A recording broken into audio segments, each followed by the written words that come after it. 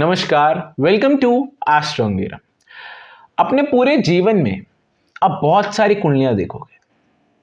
आपको कई कुंडलियों पे ये लगेगा कि ये कुंडली बहुत अच्छी है या ये कुंडली बहुत खराब है, और कई कुंडलियों को ऐसे देखकर आपको लगेगा कि यार ये कुंडली अच्छी है या ये कुंडली बहुत ही बुरी है।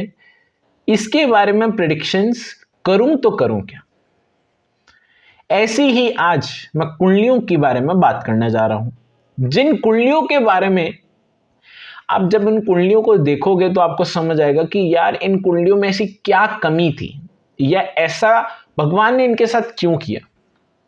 अब ये इतने अच्छे योग थे कुंडली में, लेकिन वो योग सक्सेसफुल नहीं हो पाए। वो योग बनते बनते कहीं ना कहीं बिगड़ गए। अपने जीवन में भी आपने ऐसे बहुत सारे लोग देखे होंगे जो धीरे धीरे अप ट्रेंड को फॉलो करते हुए बहुत अच्छी जगह पे पहुंच जाते हैं, लेकिन उस जगह पर टिक नहीं पाते। थोड़े दिन बाद ही उनका डाउनफॉल शुरू हो जाता है। या फिर ऐसे बहुत सारे लोग देखे होंगे जिनमें काबिलियत तो बहुत है, लेकिन कभी उन व्यक्तियों का यूज ही नहीं किया जाता। हमारे इंडिया में अगर मैं बात करूं तो बहुत सारे ऐसे लोग हैं गांव गांव में जिनको बहुत अच्छी नॉलेज है बहुत सारी चीजों की, जो पढ़े लिखे लोगों को भी नहीं होती।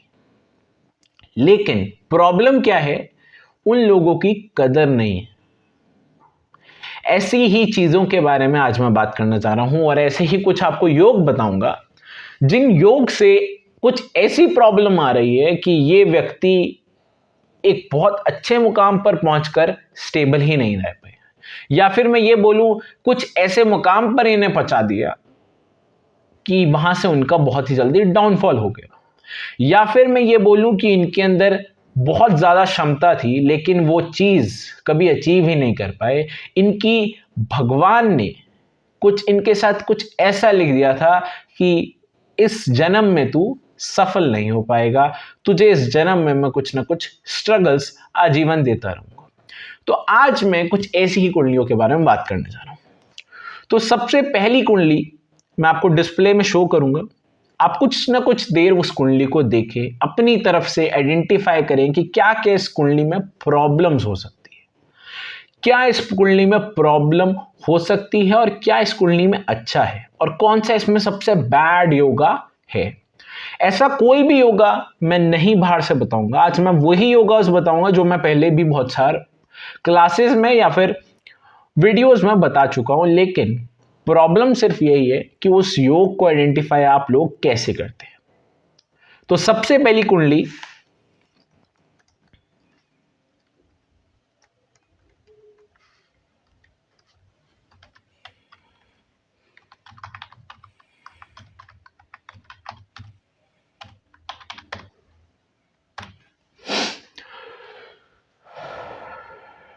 तो ये कुंडली जैसे कि आप स्क्रीन पर देख पा रहे होंगे कुंडली, इस कुंडली में आप प्रेडिक्शंस करेंगे तो करेंगे कहां से।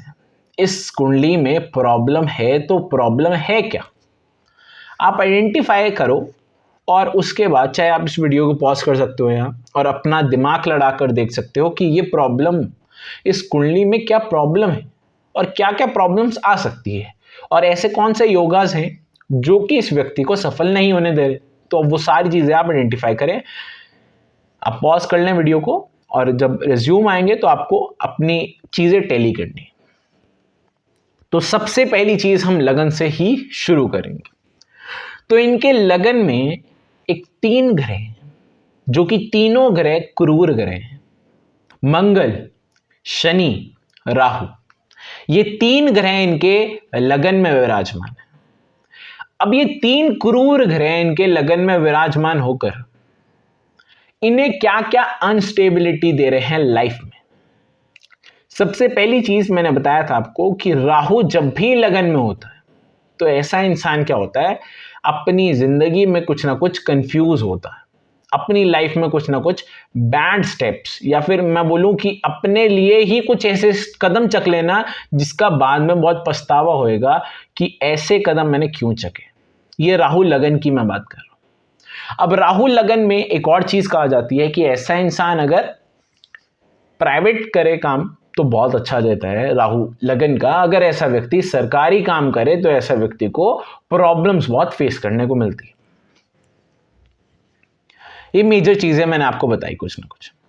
सबसे पहली चीज हम बात करते हैं कि लगन में मंगल और शनि, मंगल शनि मसनूई बनते हैं राहु, वो भी उच्च स्वभाव। और उसका कोट क्या कहता है कि ऐसा इंसान या तो डाकू होगा या डॉक्टर होगा या फिर ऐसा व्यक्ति लुटेरा होगा या कोई सर्जन होगा। ये सारी चीजें कोट में लिखी जाती है। और इसके बाद जो लाइन लिखी जाती है वो ये लिखी जाती है कि छिपते सूरज की लाली पाता, शान बुढ़ापे बढ़ता हो, धन दौलत वहां इतनी बढ़ती, डाका वहां पे पड़ता हो। ये मंगल शनि का कोट मैं आपको समझा रहा हूं। और मंगल शनि का योग मींस लगन में ही डबल राहु, एक मंगल शनि मसनूई, राहु उच्च और राहु लगन में, मींस इस इंसान का सूर्य जो है वो बहुत ज्यादा पीड़ित हो गया। क्योंकि राहु लगन में क्या करता है, सूर्य देव को बहुत ज्यादा पीड़ित कर देता है। सबसे पहली चीज, सूर्य अगर किसी इंसान का बहुत ज्यादा पीड़ित हो जाता है तो ऐसे इंसान में बहुत सारी क्षमता, क्योंकि इनका सूर्य देव अगर आप देखो कुंडली में, सूर्य देव सेकेंड हाउस में बैठेंगे। सेकेंड हाउस में सूर्य क्या करता है कि ऐसा इंसान अपने ऊपर निर्भर जिंदगी भर रहता है, किसी और पे किसी एक चीज के लिए भी निर्भर नहीं होगा, पहली चीज। दूसरी चीज, ऐसा इंसान अपने आप बड़ा बनकर अपने पूरे परिवार को खिलाता है पिलाता है। दूसरी चीज सूर्य दो की। तीसरी चीज सूर्य दो की, ऐसा इंसान धीरे धीरे धीरे कर कर तरक्की बहुत ज्यादा पा लेता है। चौथी चीज सूर्य दो की, ऐसे इंसान की मान समृद्धि बहुत सारी चीजें ऐसे इंसान को मिलती। अब प्रॉब्लम क्या होती है कि सूर्य दो के वक्त राहु लगन में आ गए।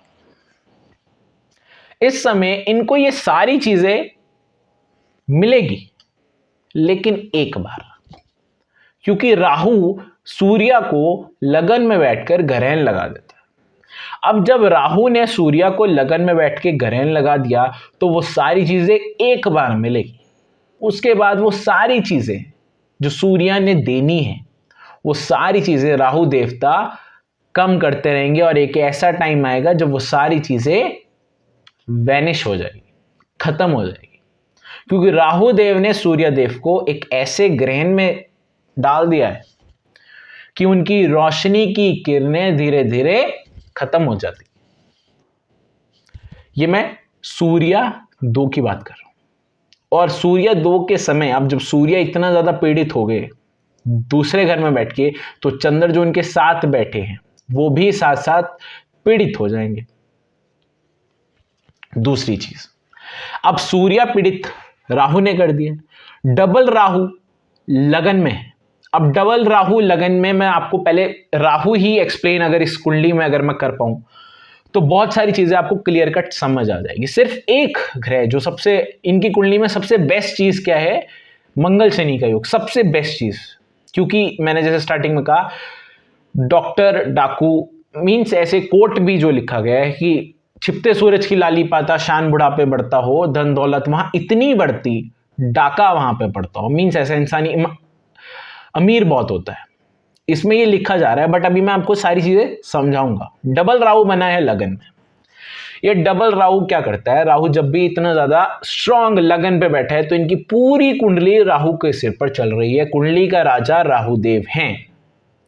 अब राहु देव के जितने भी एंटी पार्टीज, सूर्य, चंद्र, मंगल, बृहस्पति, ये सारे देवता तो खत्म हो गए। ये सारे देवता इन्होंने इनकी पूरी कुंडली में नहीं चलेगी। बृहस्पति 10 में है, वो सदा इनको बुरा परिणाम देगा। बृहस्पति 10 की मैंने चीजें बहुत बार बताई है कि बृहस्पति 10 में ऐसा होता है कि ऐसे इंसान की कोई मदद नहीं करता, कोई भी नहीं, यहां तक कि उसका पिता भी उसकी मदद नहीं कर सकता। और ऐसे इंसान ने, ऐसा कोई घाट का पानी नहीं होगा जो इस इंसान ने नहीं पिया होगा। ये बृहस्पति 10 की हिदायत है। इस समय क्या होता है कि ऐसे इंसान एक ऐसे चंगुल में फंस जाता है कि वो इंसान एक तो बहुत ही दयावान होता है, दिल से किसी का बुरा नहीं चाहता, अब इस दिल से किसी का बुरा नहीं चाहने के कारण वो बृहस्पति 10 उसको हमेशा बैड इफेक्ट ही देगा। अब वो बृहस्पति 10 क्या कर रहा है, वो इस इंसान को बहुत ही ज्यादा एक ऐसा व्यक्ति बना रहा है कि तू लाइफ से कट जा। भगवान के सामने अगर कभी बैठेगा तो ये बोलेगा कि भगवान क्या कमी थी मुझ में, क्या प्रॉब्लम की है। बृहस्पति 10 वाले की ये खासतर बात है, अगर बृहस्पति 10 में खराब है उस इंसान की कोई मदद नहीं कर सकता, यहाँ की उसके पिता भी। दूसरी चीज, ऐसा इंसान जब भी भगवान के पास जाता है तो भगवान को जरूर जाके एक बात बोलता है कि भगवान मेरे साथ ही क्यों, मैंने सब कुछ किया है, हर घाट का पानी सहा है, सबर का फल भी मैंने ही देखा है, लेकिन वो मुझे मीठा नहीं मिला।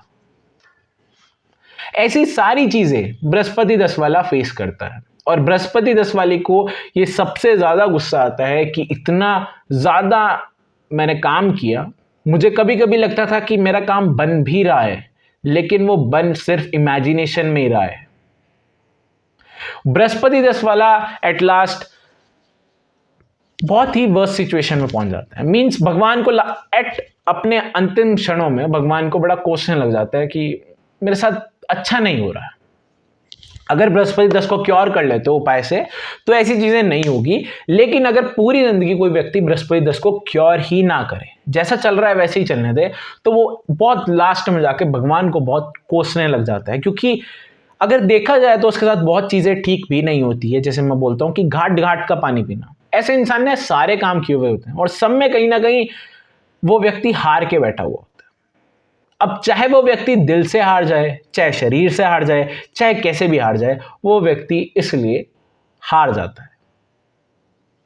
ये बृहस्पति 10 की मैंने बात करी। राहु ने बहुत सारे ग्रह पीड़ित कर दिए। तो राहु लगन में होता है, तो राहु लगन में एलर्जी, फोड़ा, फिंसी, ये राहु की चीजें हैं। जैसे कि आप जानते हो ये सारी चीजें राहु देता है।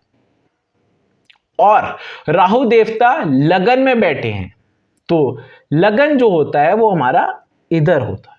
जैसे हमें पता है कि फर्स्ट हाउस इधर है, सेकंड हाउस हमारा ये है, थर्ड हाउस ये है, फोर्थ हाउस ये है, ऐसे ऐसे करते हमारे हाउसेस बटे हुए होते हैं। वो चीज का ध्यान रखें, उस हिसाब से राहु किधर इफेक्ट करेगा, मींस राहु सर पर इफेक्ट करेगा। राहु जिस हिसाब से आपको दुनिया दिखा रहा है वैसी दुनिया नहीं है। राहु आपको बहुत अच्छी दुनिया दिखा रहा है, लेकिन वैसी दुनिया नहीं है। ये चीज का ध्यान रखें। तो इनका सूर्य जो है वो सेकंड हाउस में है।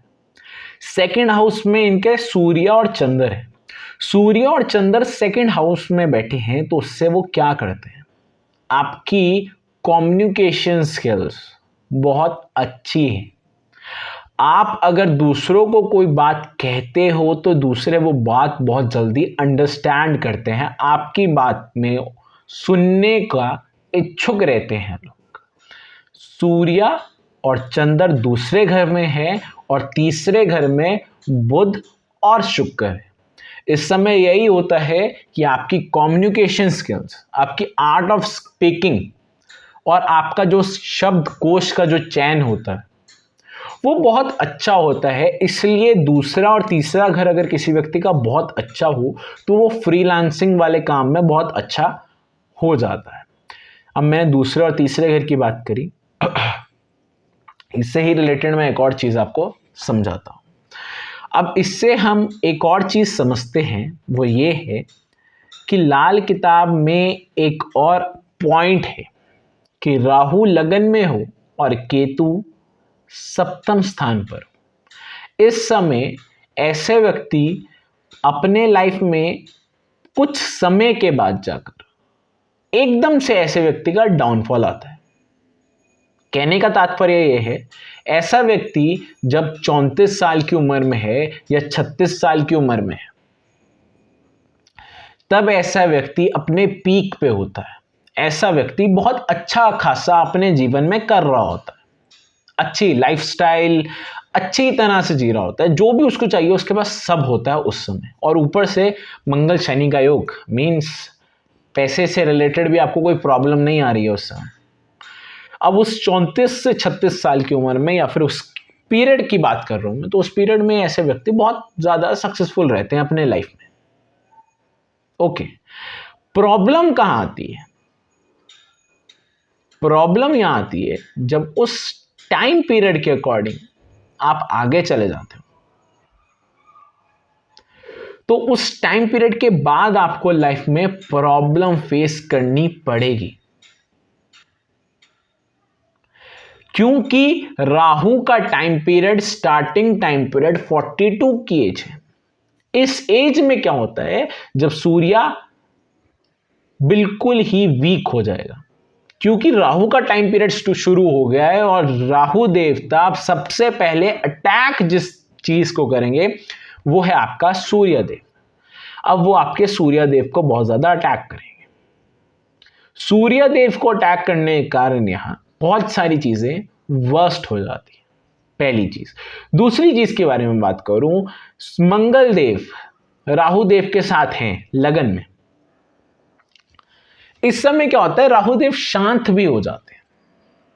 प्रॉब्लम सिर्फ इतनी सी है कि अगर इस राहु देव की उपाय जल्दी हो जाएं तो ये बहुत सारी प्रॉब्लम क्योर हो सकती है। अगर राहु देव की उपाय जल्दी नहीं हो पाए तो अब क्या होती है, प्रॉब्लम्स बढ़ जाती है, क्योंकि मंगल शनि का योग तो राहु देव को ही डिनोट कर रहा है। आपको सबसे पहले क्या करना है, मंगल शनि का योग तोड़ना है कुंडली में। दूसरी चीज क्या करनी है, राहु देव को जो लगन में बैठे हैं उनको डीएक्टिवेट करना है धीरे धीरे। इससे क्या होगा, इससे आपके धीरे धीरे जो राहु देव लगन में जो सबसे ज्यादा यहां ऑब्स्टेकल क्रिएट कर रहे हैं उनको शांत कर लो, कुंडली ठीक। सिंपल सा फंडा।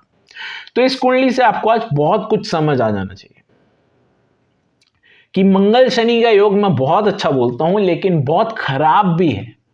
सिर्फ किस लिहाज से, शादी के लिहाज से। ऐसा व्यक्ति कि जब शादी की उम्र बीत जाती है उस समय ऐसे इंसान को शादी की ख्याल आता है, जब शादी की उम्र बीत जाती है। ये एक प्रॉब्लम है, और ये मैं एक ही कुंडली नहीं, आने वाली कुंडलियों में भी आपको डिस्कस कर पाता हूं ये सेम चीज। अब हम दूसरी कुंडली के बारे में बात करते हैं। इस कुंडली के बारे में हमारी बात हो गई, जो जो हमारे मेन टॉपिक्स थे। अब अगली चीज के बारे में बात करते हैं, अगली कुंडली के बारे में बात करते हैं। तो वो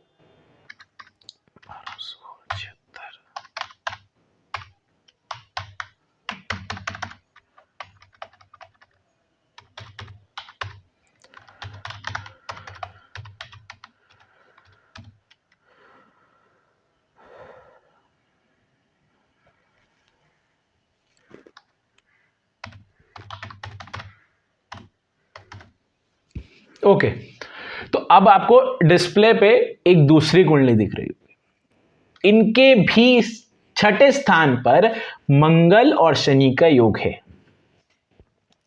इनकी भी शादी नहीं हुई। मंगल और शनि का योग शादी के लिए खराब क्यों माना जाता है? ये आपके, क्योंकि मंगल ही कहीं ना कहीं शादी के लिए सबसे ज्यादा मेन फैक्टर है। मांगलिक कार्य तब तक नहीं हो सकता जब तक आपकी जन्म कुंडली में मंगल शुभ नहीं होगा। जब तक जन्म कुंडली में मंगल शुभ नहीं होता तब तक ऐसे व्यक्ति के साथ मांगलिक कार्य नहीं होगा। तभी तो जो व्यक्ति मांगलिक होता है उसको 28 साल तक शादी वर्जित कही जाती है। इसीलिए कही जाती है क्योंकि 28 साल तक जो मंगल है वो क्या होते हैं, वो ऑब्स्टेकल्स क्रिएट करेंगे अगर आप 28 साल से पहले मांगलिक कार्य मतलब शादी कर लेते हो। अगर व्यक्ति मांगलिक है और पूर्ण मांगलिक, ऐसा व्यक्ति अगर 28 साल से पहले शादी कर लेता है तो ऐसे व्यक्ति के साथ क्या होता है, ऐसे व्यक्ति के साथ लाइफ में बहुत ज्यादा प्रॉब्लम्स होने लग जाती है, डाइवोर्स तक हो जाता है सिर्फ इस मंगल के कारण। और वो सिर्फ इसलिए कि जो ये मंगल है ये ऑब्स्टेकल क्रिएट करेगा लाइफ में, आपके सुख में कमी डालने का काम मंगल देवता कर देते हैं जब भी मंगल शनि का योग है। क्योंकि एक बर्फ का पहाड़ है और एक आग का गोला है। आग का गोला और बर्फ का पहाड़ अगर मिलते हैं तो क्या होगा, धुआं उड़ेगा। आग कहीं लगी हुई है और मैं पानी से उसे बुझा रहा हूं, तो सबसे पहली चीज हमें जो दिखेगी वो दिखती है धुआं, सफेद धुआं, जिसे हम राहु देवता बोलते हैं। इसलिए मंगल शनि को हम राहु देव से सिंबलाइज कर देते हैं। अब इस राहु देव को, जो कि छठे स्थान पर बैठे हैं, इस समय राहु देव को हम क्या बोलते हैं? हम ये बोलते हैं कि पहली चीज, कभी भी किसी के आगे सिर मत झुकाना। पहली चीज कि कभी भी किसी के आगे सिर मत झुकाना। दूसरी चीज, कभी भी जहां चद्दर चढ़ती हो वहां कभी मत जाना। तीसरी चीज, किसी की मैयत में अगर जाओ तो कब्रिस्तान में सिक्का जरूर छोड़कर आना। वैसे तो ऐसे इंसान को जाना ही नहीं चाहिए, अगर जाते हो तो वहां सिक्का जरूर फेंक कर आना, ये चीज लिखी जाती है। इसी छोटी छोटी चीजों के कारण राहु देव इतनी बड़ी ऑब्स्टेकल्स कर देते हैं कि ऐसे इंसान की शादी ही नहीं होने देते। यहां सिर्फ और कोई प्रॉब्लम नहीं है, लगन में सूर्य बुध, सूर्य लगन में बहुत अच्छे, बुध अगर सूर्यदेव के साथ हो तो वो भी लगन में बहुत अच्छे।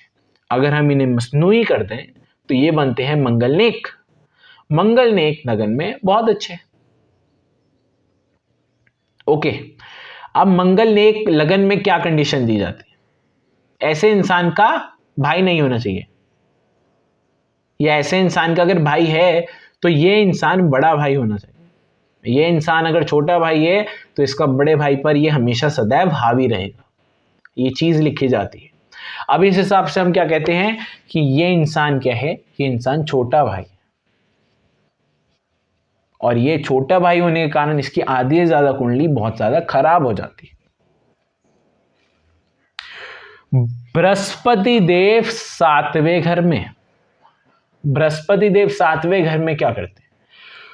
बृहस्पति देव की एक बहुत, मैं बोलूं कि एक खराब बृहस्पति देव की चीज है। बृहस्पति देव जहां बैठते हैं वहां का सर्वनाश कर देते हैं, ऐसा लिखा जाता है, बहुत सारी किताब में लिखा जाता है। लेकिन कंडीशन यही है कि बृहस्पति देव अकेले बैठे हो।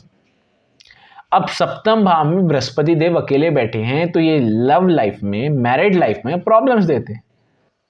इस व्यक्ति की शादी नहीं होने के कारण बहुत सारे हैं। सबसे पहली चीज क्या बोली मैंने? अगर जन्म कुंडली में बुध आगे हो और शुक्र पीछे हो, अगर जन्म कुंडली में बुध आगे हो और शुक्र पीछे हो, इस समय बुध भी खराब और शुक्र भी खराब। पहली चीज, बुध की नाली अगर मैं आपको समझाऊं तो बुध की नाली में यह लिखा जाता है कि बुध अगर शुक्र से 2 घर आगे, मतलब अगर गिने 2 घर आगे या 3 घर आगे, समझे बात? अगर शुक्र जैसे इस कुंडली में 3 घर आगे, अगर शुक्र से 3 घर आगे बुध बैठता है तो बुध अपना मेलिफिक इफेक्ट शुक्र पर पहुंचाता है अपनी खाली नाली द्वारा। इसलिए शुक्रदेव पीड़ित हो रहे हैं। शुक्रदेव पीड़ित, मंगलदेव पीड़ित। मंगलदेव शनिदेव की युति होने से मैरिड लाइफ में वैसी ही प्रॉब्लम्स बहुत आती है। गुरुदेव, बृहस्पति देव जिस घर में बैठते हैं उस घर का सर्वनाश करते हैं अगर वो अकेले बैठे हों। सारी चीजें घूम फिर कर किस चीज पर आई? सप्तम स्थान पर। बट मंगल शनि का योग है तो छिपते सूरज की लाली पाता, शान बुढ़ापे बढ़ता हो, धन दौलत वहां इतनी बढ़ती, डाका वहां पे बढ़ता हो। मींस ऐसा इंसान अमीर होगा। फाइनेंशियल मींस अमीर का मतलब क्या है? मेरे अमीर का मतलब ये नहीं है कि करोड़पति अरबपति इंसान होंगे, नहीं। मंगल शनि के योग में मैं ये कहता हूं कि ऐसे इंसान को पैसे की तंगी ज्यादा नहीं होती। अगर बोलें कि पैसे की बहुत ज्यादा तंगी, ऐसे इंसान को पैसे की बहुत ज्यादा तंगी नहीं होती। थोड़ी बहुत तो हर इंसान को होती है, लेकिन ऐसे इंसान को मेजरली अगर आप बोलो तो ऐसे इंसान को पैसे की बहुत ज्यादा तंगी नहीं होगी अगर मंगल शनि का योग है तो। वही मैं इस कुंडली के बारे में बात कर रहा हूं। ये कुंडली बहुत अच्छी कुंडली थी। इस कुंडली में प्रॉब्लम एक तो चंद्र केतु, एक चंद्र केतु के कारण ऐसे इंसान टेंशन ही बहुत लेता है। चंद्र ग्रहण हो गया कुंडली में। चंद्र ग्रहण, चंद्र देवता मन को अनस्टेबल करते हैं, साथ ही साथ केतु देव उसे बहुत ज्यादा प्रॉब्लम दे रहे हैं चंद्रदेव को, जिस कारण चंद्रदेव अपनी ही कमी के कारण मीन्स जैसे चंद्र केतु के योग में मेजर क्या होता है कि ऐसा इंसान, एक तो रात को नींद ऐसे इंसान की कम हो जाती है, पहली चीज। दूसरी चीज क्या होती है, ऐसे इंसान अकेला बैठकर बहुत सारी चीजें सोचता रहता और उसमें अपनी ही कमी निकालेगा, किसी दूसरे की कमी नहीं निकालता, अपनी ही कमी निकालेगा कि मैं ही ऐसा हूं, मेरे साथ ही क्यों। इस चीज का समझे तो चंद्र केतु एक मेलेफिक, मंगल शनि दूसरा मेलेफिक, बृहस्पति 7वें घर में है तीसरा, बुध शुक्र का जो मैंने अभी रूल बताया जो कि मेजर रूल है कि बुध अच्छा कैसे होता है, शुक्र अच्छा कैसे होता है। बुध अच्छा ऐसे होता है कि जब भी जन्म कुंडली में शुक्र देव आके घरों में बैठे हों और बुध देव पीछे घरों में बैठे हों, इस समय क्या होता है, इस समय शुक्र देव भी अच्छे होते हैं, बुध देव भी अच्छे होते हैं। जब भी जन्म कुंडली में बुध देव आगे घरों में बैठे हो और शुक्र देव पीछे घरों में बैठे हो, इस समय क्या होता है, इस समय बुध देव भी खराब होते हैं, शुक्र देव भी खराब होते हैं, राहु देव भी खराब होते हैं, केतु देव भी खराब होते हैं। ये सिंपल सा लॉजिक समझे। इस हिसाब से ओवरऑल कुंडली बहुत सारी चीजें अच्छी है, लेकिन आज मैं अच्छी नहीं बात कर रहा हूं। अच्छी क्या है कि लगन में सूर्य बुध, ऐसे इंसान में गट्स होते हैं, ऐसे इंसान बहुत पर्सनैलिटी वाला होता है, ऐसे इंसान अपने लाइफ में बहुत जल्दी स्टेबल हो जाता है, अपने पूरे परिवार को पालता है, वो सारी चीजें होती है। बृहस्पति की सूर्य पर दृष्टि, सूर्य की बृहस्पति पर दृष्टि, वो चीज के लिहाज से भी बहुत सारी चीजें अच्छी है, बहुत सारी चीजें अच्छी है इस कुंडली में। लेकिन प्रॉब्लम कहां क्रिएट करी, शादी में। शादी में ऐसी प्रॉब्लम क्रिएट कर दी कि बाकी सारी जो सुविधा थी वो इनको अब सुविधा लगनी बंद हो गई है। इसके बाद हम एक और बात करते हैं, एक और कुंडली के बारे में बात करते हैं, वो है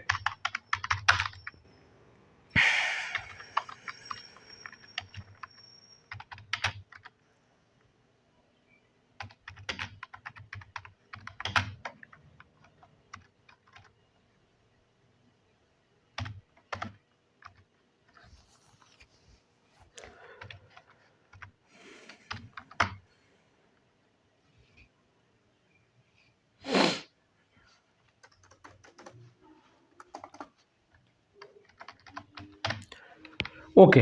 तो अब आपके पास तीसरी कुंडली आई है। इस कुंडली में शनिदेव चौथे घर में है और मंगल देव 10वें घर में है। मैं दोबारा से इसमें भी शादी की ही मेन स्पेसिफिकेशन ढूंढ रहा हूं। बाकी चीजें क्या है, अगर किसी व्यक्ति की किसी एज में मेजर इनमें प्रॉब्लम, जो भी मैंने 3 कुंडली बताई आज मंगल शनि के युति में, उसमें सबसे ज्यादा मेजर प्रॉब्लम क्या है कि ऐसे इंसान जब अपने वर्किंग पीरियड में होता है, मींस अगर मैं बात करूं 20 से 40 तक की एज में, इस पीरियड में इन्हें लगता है कि पैसा ही सब कुछ है, मुझे नाम, फेम, दौलत, शोहरत, ये सारी चीजें चाहिए। और कहीं ना कहीं इनको वो चीज, जो चीज ये पकड़ कर बैठे हैं, उन सारी चीजों से इनको वो चीज मिलनी भी थी, क्योंकि मंगल शनि का योग कोई छोटा मोटा योग नहीं है। अगर आप किसी चीज में स्टेबल रहते हो, आपने जो फील्ड पकड़ी है उसे जिंदगी भर पकड़ कर रहते हो और उसी में ही लगे रहोगे। और इसमें प्रॉब्लम क्या आती है, ऐसे इंसान अपने घर वालों पर ध्यान नहीं देता, अपने सोसाइटी पर ध्यान नहीं देता, हर लोगों से कटना शुरू हो जाता है, धीरे धीरे इतना कट जाता है कि आखिर में अकेला ही बैठता है। इतना अकेले हो जाते हैं कि लास्ट में इनको इनके घर वाले भी कहीं ना कहीं इनसे साइड होने लग जाते हैं। जो इनके बिल्कुल क्लोज बैठे हैं ना, वो भी लास्ट में इनसे साइड हो जाते हैं, क्योंकि ये काम को बहुत सुपीरियर तौर पर लेते हैं। जब ये काम कर रहे होते हैं इनको कुछ सूझ नहीं होती, इनको काम करना है। 20 साल से 40 साल तक इन्हें अपने कैरियर पे फुल ऑन फोकस करना है।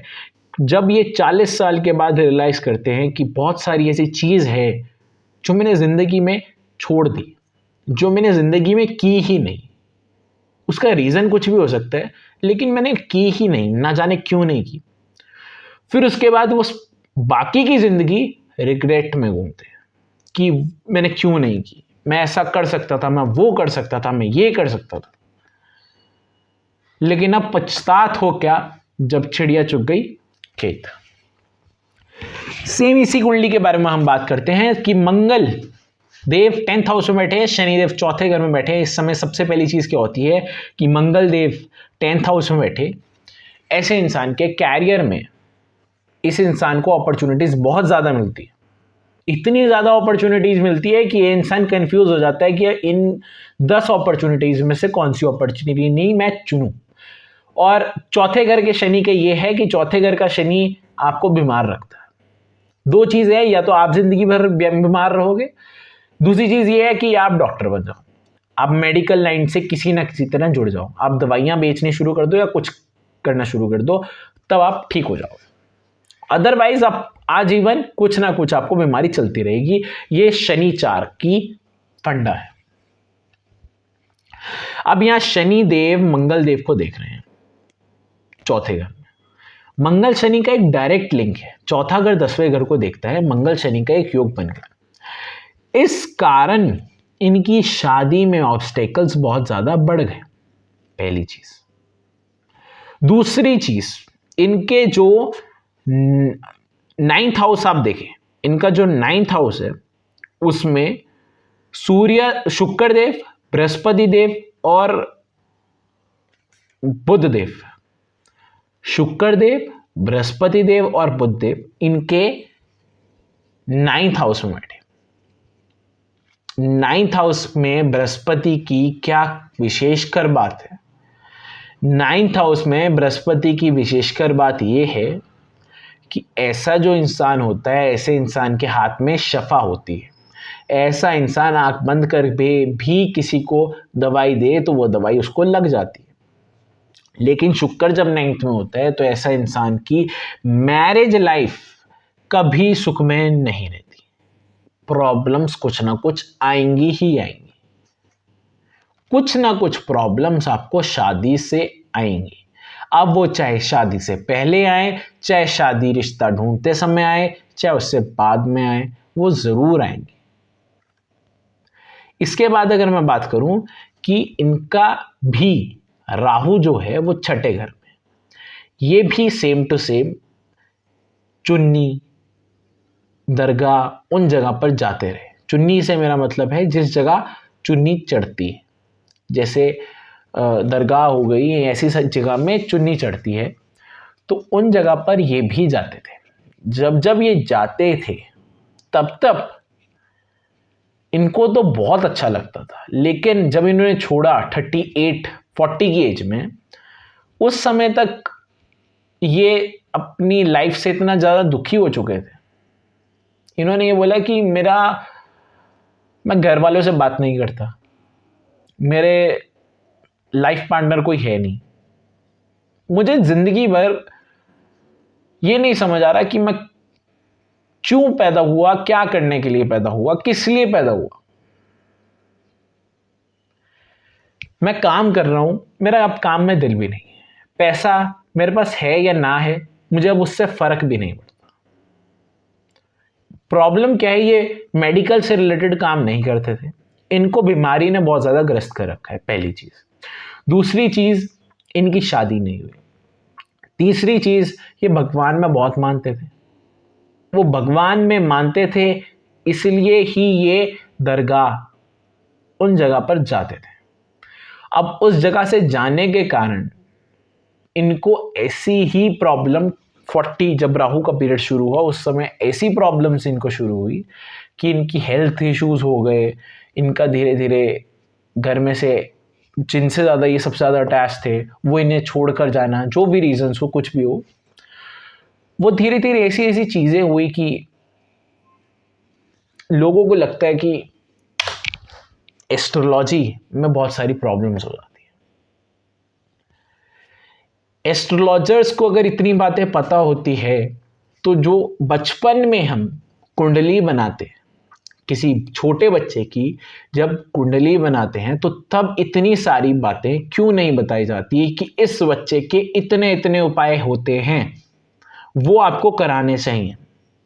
इन्होंने ये सारी बातें मुझे बोली थी कि अगर मेरी कुंडली में कुछ ऐसे योग थे कि जो उपाय से 100% नहीं 25% भी क्योर हो जाते हैं, तो शायद अगर कोई मुझे ये बता देता मेरी 20s या 25 की एज में कि अगर मैं ऐसा करूँगा तो मेरी कभी ज़िंदगी में शादी नहीं होगी, अगर अपने काम पे फोकस करूँगा, अगर मुझे कोई बताने वाला होता तो मैं आज ना करता। बट मैं हमेशा ये बोलता हूँ कि भगवान की लीला तो कोई नहीं जान सकता। भगवान ने आपकी ज़िंदगी में क्या लिखा है वो भगवान को पता है। आपने एस्ट्रोलॉजर्स के पास कब जाना है ये भी भगवान ने ही लिखा है।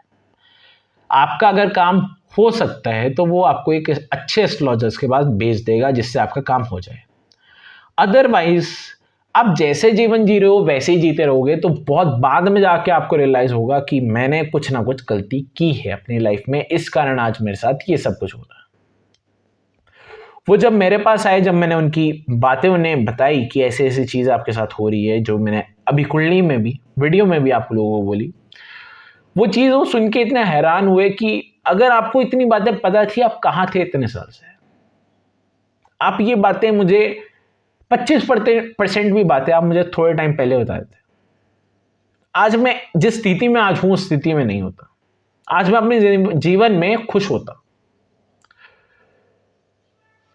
तो ऐसी यही चीज मैं बोल रहा हूं कि ऐसी कुंडलियां होती है जिनको देख के कई बार लगता है कि ये कुंडली अच्छी है कि बुरी है,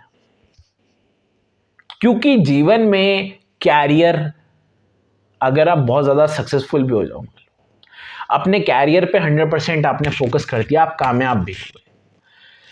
जब आपका बुढ़ापा शुरू होता है, जिस समय असलियत में लोगों को लगता है कि अब मेरे पास कोई होना चाहिए जिसके साथ मैं आगे का जीवन व्यतीत कर सकूं, तब आपको कोई चीज़ ना मिले ना, आपकी शादी ना ही हुई हो या फिर आपको ऐसी ऐसी प्रॉब्लम्स या वो चीज़ें माइंड में स्ट्राइक बार बार कर रही हो, तो कैरियर भी आपको कहीं ना कहीं इंपॉर्टेंस नहीं देगा। तो आज हमने कुछ ऐसी कुंडलियों के बारे में बात करी, कुछ ऐसे योगा के बारे में बात करी जो कि मंगल शनि का योग है। और हमेशा हर एक की जन्म कुंडली में एक चीज जरूर ध्यान में दें कि जब भी आप जन्म कुंडली किसी भी व्यक्ति की चेक करें तो ये जरूर चेक करें कि वो जो मंगल शनि का योग है, अगर वो आपको 20 से 40 की एज में मिलता है इंसान, तो उसे ये जरूर बोल दे कि आप शादी जल्दी कर लो। क्योंकि अगर ऐसा इंसान शादी नहीं करता तो उसकी लाइफ जो है वो और ज्यादा खराब होने लग जाएगी। मंगल, अगर किसी इंसान की शादी नहीं हुई तो आप आंख बंद करके बोल दो कि उस इंसान का मंगल जो है वो बद है। पूरी जिंदगी का सबसे बड़ा जो मांगलिक कार्य होता है वो शादी होती है। अगर किसी इंसान की शादी नहीं हुई तो उसका जो मंगल है वो सबसे ज्यादा बद है। ये चीज का सदैव ध्यान रखें। अगर किसी इंसान की शादी नहीं हुई तो वो इंसान कुछ भी कर रहा है, अपने लेट एज में बहुत ज्यादा परेशान होगा। जैसे कि इन कुंडली में मैंने बताया कि ये एज, ये व्यक्ति अपनी लाइफ में अपने कैरियर में ध्यान दिया उस समय में, उसके बाद बहुत सारी चीजें याद आई कि मैं वो भी कर सकता था, मैं ये भी कर सकता था। रिग्रेटिंग इन एज ऑफ मतलब आफ्टर 40s वो बहुत ज्यादा प्रॉब्लम्स देगी।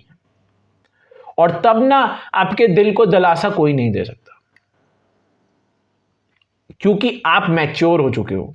आपको कोई बच्चे की तरह बिला फुसला नहीं सकता उसमें। आपको बहुत सारी चीजें उस समय माइंड में स्ट्राइक करती है। तो ऐसी ही कुछ और कुंडलियों के साथ हम किसी और दिन मिलेंगे। आज के लिए इतना ही। धन्यवाद।